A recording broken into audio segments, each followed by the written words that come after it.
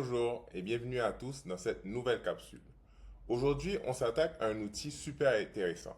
On va voir les tris et le filtrage de données. Quand ton tableau devient super long ou complexe, c'est essentiel de pouvoir retrouver rapidement ce que tu cherches, organiser l'information ou isoler certaines catégories. Et c'est exactement ce que les fonctions de filtrage et de triage vont te permettre de faire. Donc, dans cette capsule, ce qu'on va voir, on va voir comment ajouter un filtre à ton tableau, comment filtrer intelligemment selon tes besoins, comment trier tes données de façon simple et de manière avancée, et surtout, on va parler des petites erreurs à éviter pour garder ton fichier propre et fiable. Donc, on va passer à Excel pour voir tout ça. Donc ici, on a un tableau d'Excel qu'on avait utilisé dans une des capsules précédentes. Donc c'est un tableau où est-ce qu'on voit différents produits avec des prix. Donc dans ce tableau-là, pour pouvoir regarder de la donnée, on va vouloir ajouter des filtres. Donc des fois, on veut vraiment voir certaines caractéristiques spécifiques. Par exemple, dans cette table-là, on pourrait vouloir voir juste nos produits électroniques. Donc on va le faire à l'aide de filtres. Donc pour pouvoir faire ça, donc on va venir sélectionner n'importe quelle cellule de notre tableau. Donc, je vais sélectionner une cellule au hasard. On va par la suite aller dans l'onglet Données. Donc, vous allez aller dans l'onglet Données juste ici. Et vous allez voir ici, il y a un bouton qui s'appelle Filtrer. Donc, en cliquant sur ce bouton-là, vous allez voir des petites flèches vers le bas apparaître à côté de chacune de vos cellules. Donc, on voit vraiment des petites flèches, c'est-à-dire que ces colonnes-là en tant que telles sont filtrables à partir de maintenant. Donc, maintenant, pour pouvoir filtrer, qu'est-ce qu'on peut faire? Donc, pour pouvoir filtrer, c'est qu'on va venir cliquer sur la colonne que l'on veut filtrer. Donc, on va venir cliquer, disons par exemple, sur la catégorie. Et on va voir qu'il y a différentes possibilités de venir filtrer notre donnée. La première possibilité, c'est de venir faire tout simplement une recherche selon le mot qu'on veut. Ici, c'est assez facile parce qu'on a tout simplement trois catégories. Mais lorsqu'on parle de plusieurs données différentes, ça devient super intéressant de venir pouvoir inscrire tout simplement un mot ou une partie de mot ou d'un chiffre pour pouvoir la retrouver. Donc, je vais pu venir écrire tout simplement maison et là, on voit déjà que ça commence à se filtrer avec le mot maison. La deuxième façon, c'est qu'on peut venir faire tout simplement une sélection. Donc, on va venir tout simplement venir sélectionner ce que l'on veut. Donc là, je pourrais venir et sélectionner que je veux juste le mot maison et ainsi que les catégories sport. Donc ici, on voit que mon tableau, c'est catégorie. On n'a gardé que la catégorie sport et la catégorie maison. La troisième façon que l'on peut faire, c'est que disons que pour quelle que soit la raison, on avait fait un stylage en fait de notre tableau où est-ce qu'on avait gardé, on avait mis du jaune pour flaguer certaines données ou autre chose. On peut venir aussi filtrer selon des couleurs. Donc je vais dire que ici je veux filtrer tout ce qui est en jaune. Donc je vais venir filtrer tout ce qui est en jaune. Donc là je ne viens garder que les cellules en fait, les lignes où est-ce que pour la catégorie on a mis la couleur jaune en fait. Et en dernier lieu, la dernière façon de pouvoir venir filtrer, c'est ce qu'on appelle des filtres textuels ou numériques. Donc là, par exemple, on a du texte. Donc, ce qu'on peut venir faire, c'est qu'on peut venir cliquer dessus et on va venir choisir une certaine condition. Donc là, je vais dire que je veux sélectionner tout ce qui commence par la lettre, on va mettre la lettre S. Donc, tout ce qui commence par la lettre S. Donc là, on voit que mon filtre s'est appliqué parce qu'ici, on a utilisé la lettre S. Donc là, il regarde tous les mots qui commencent par la lettre S. Et dans ce cas ici, ce sont le mot sport. Par la suite, pour venir retirer un filtrage, on peut venir tout simplement resélectionner l'ensemble de nos données ou on peut carrément venir ici. Donc, disons que je refiltre ma donnée. On peut revenir dans l'onglet données et venir faire effacer ici. Donc, quand je viens peser effacer, là, on voit que l'ensemble de mes filtres sont retirés. Petit point intéressant aussi, on peut filtrer plusieurs colonnes en même temps. Donc ici, j'aurais pu venir et dire que je veux avoir tous les prix qui sont supérieurs à 30 dollars, par exemple.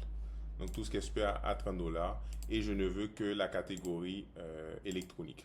Donc là, j'ai tous les éléments où est-ce qu'on a l'électronique supérieur à 30 dollars. Donc là, on peut voir aussi clairement, lorsqu'on a filtré une certaine colonne, on peut voir un petit symbole ici qui est apparu, c'est-à-dire que cette table-là, elle est filtrée selon la catégorie, dans ce cas-là ici, et selon le prix unitaire. Donc, on a possibilité de venir filtrer plusieurs colonnes en tant que telles. Ok. Donc maintenant, la deuxième chose qu'on veut venir voir dans cette capsule-là, c'est comment venir trier de la donnée. Donc il y a deux façons. Il y a une façon simple lorsqu'on souhaite faire un triage selon un seul type de colonne. Et on a ce qu'on appelle aussi le triage un peu plus complexe, lorsqu'on veut venir vraiment trier la donnée à différents niveaux. Donc la première façon, qui est la façon hyper simple, c'est lorsqu'on a déjà filtré notre donnée. Donc disons que là, j'avais filtré ma donnée comme on l'a fait ici. Si on vient cliquer sur la petite flèche ici, juste au-dessus, donc avant la partie filtrée, on a la possibilité de trier. Donc on a la possibilité de trier d'ordre croissant ou décroissant. Donc dans le cas de lettres, ce serait de A à Z. Dans le cas de chiffres, ce serait de 1 jusqu'à les chiffres plus grands, 2, 3, 4, 5, 6, etc. Décroissant, c'est l'inverse, donc de Z à A. Et dans le cas des chiffres, ça commencerait par le plus grand chiffre pour descendre au plus petit chiffre. Donc ici, j'aurais pu venir dire que je veux venir arranger mes produits en ordre croissant. Donc là, on voit que ça s'est mis en poule, ballon, bouilloire, câble, etc. C'est la même chose au niveau de on est capable aussi de trier selon des couleurs. Donc tout comme le filtrage, on a aussi possibilité qu'on veut venir trier selon la couleur. Donc là, je vais venir trier. Donc là, on voit que mon jaune, il est passé en premier. Et après ça, c'est au niveau des cellules sans couleur, en fait, sans remplissage, qui sont passées juste en dessous. Maintenant, ce qui peut arriver, c'est qu'on veut en fait venir trier notre tableau à différents niveaux. Ce que je veux dire par différents niveaux, il peut arriver dans certains cas qu'on a des cellules similaires. Donc, c'est-à-dire que si je prends le cas ici, j'ai le mot électronique qui apparaît ici plusieurs fois. Mais moi, ce que je veux faire, donc je veux arranger, je veux trier mon tableau en fait par catégorie. Donc, avoir les mêmes produits dans une même catégorie, un après l'autre. Mais je veux aussi que pour cette même catégorie-là, les coûts soient arrangés en ordre décroissant. Donc, du produit le plus cher au produit le moins cher. Là, c'est ce qu'on appelle un triage à multiples niveaux. Donc, pour pouvoir faire ça, on va devoir venir sélectionner l'entièreté de notre tableau. Par la suite, on va venir ici dans l'onglet Données. Juste à côté de Filtrer, il y a ce qu'on appelle Trier. Donc, lorsque vous venez cliquer ici sur la fonction Trier ici, on a ici la possibilité de trier par plusieurs niveaux. Donc, comme j'avais dit dans mon exemple, je veux venir trier par catégorie tout d'abord, de A à Z. Donc, je veux vraiment commencer par ce A, B, C, D allant jusqu'à Z. Et je veux venir ajouter un deuxième niveau. Donc là, je vais venir ajouter un deuxième niveau. Donc, lorsque la catégorie, elle est similaire, tu vas venir l'arranger pour moi selon le prix unitaire. Et celui-là, je veux du plus grand au plus petit. Donc, je veux que tu mettes le prix le plus cher au plus petit prix. Donc là, très bien, je peux continuer. J'aurais pu ajouter un troisième, quatrième, cinquième niveau. Il n'y a pas de limite. Donc là, je fais OK. Et là, quand on regarde, donc évidemment, il me l'a arrangé électronique, maison, puis sport. Et lorsque je regarde pour une même catégorie ici, dans le cas d'électronique, et que je vais ici au niveau du prix unitaire, je vois que là, le 64 est en premier parce que c'était le prix unitaire le plus cher, allant jusqu'au prix de 11,25 parce que c'est le prix le moins cher. Donc, dans une même catégorie, donc pour une même catégorie en tant que telle, elle est venue arranger en ordre décroissant mes prix. C'est la même chose ici pour maison.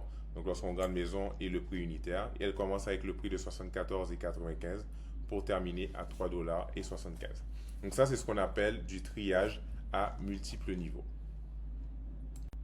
Donc, le dernier point que je veux vous parler dans cette capsule-là, ce sont les petites erreurs qu'on doit éviter en fait. Donc, je vais aller dans l'autre onglet que j'ai créé qui s'appelle Erreurs. Donc, ici, j'ai un petit tableau fictif que j'ai créé avec des factures, avec différents clients et chacun d'entre eux en fait des dépenses. La première chose que je vais dire au niveau de la première erreur qu'il faut éviter, c'est lorsqu'on utilise certaines fonctions, donc par exemple un somme, par exemple, donc, qui va utiliser certaines données, lorsqu'on filtre notre tableau, lui, il va quand même prendre en compte, en fait, toutes les lignes, en fait, filtrées, même si elles sont masquées. On va faire un exemple qui va mieux nous permettre de comprendre. Donc, je vais faire comme tout à l'heure, trier mon tableau. Je ne vais sélectionner que, par exemple, Paul et Mélissa. Donc, on voit ici que j'ai bel et bien mon Paul et Mélissa. On voit que c'est à la ligne 2 et à la ligne 7. Donc, si je viens ici et que j'écris tout simplement somme, et que je dis que je vais faire la somme de cette affaire-là ici. Très bien. On voit ici que ça me donne 811. Pourtant, lorsque je regarde ici, j'ai 100 et 34. Ce qu'elle fait, en fait, c'est qu'elle va venir regarder entre la ligne 2 et 7, donc entre 100. Donc si je viens faire ici la somme de tout ça, on voit bel et bien que ça me donne 811. Donc même si on filtre la donnée elle est toujours présente, elle est juste cachée. Donc lorsqu'on utilise certaines fonctions, il faut faire vraiment attention à ça en tant que tel. Donc un filtrage ne permet pas nécessairement de ne pas prendre en compte les cellules cachées dans nos fonctions. Donc il faut faire très très attention à ça. La deuxième chose que je vais dire qu'il faut faire attention, c'est au niveau du triage. Donc je vais venir retirer mon filtre. Donc disons que pour quelle que soit la raison, je viens sélectionner, je veux faire du triage avancé, donc plus complexe. Donc je vais venir sélectionner, puis par erreur, j'ai oublié de sélectionner ma dernière colonne en tant que telle. Donc je n'ai pas sélectionné tout mon tableau. Parce que la meilleure chose à faire, ce serait de faire un CTRL A, comme ça on s'assure de sélectionner l'entièreté de notre tableau. Mais pour quelle que soit la raison, on a décidé de faire un drag and drop pour aller chercher notre donnée. Et on va dans le filtre trier. Donc ici, je viens sélectionner par exemple le mot facture que j'arrange de Z à A par exemple.